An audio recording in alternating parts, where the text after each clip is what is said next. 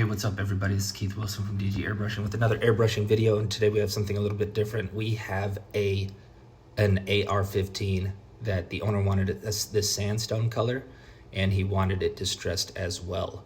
So what I'm going to show you here is the sandstone color. There's a matching Glock. Fresh, and it was too stiff, to be honest. It just is way better distressed. It was way more comfortable in your hands.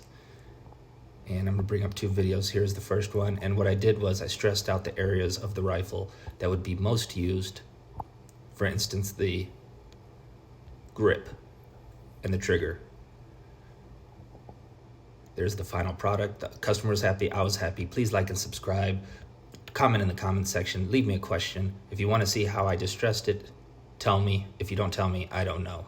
And guess what? I have a bonus for you, a digital camo Glock. All right, you know the drill. It's getting late. I'm out.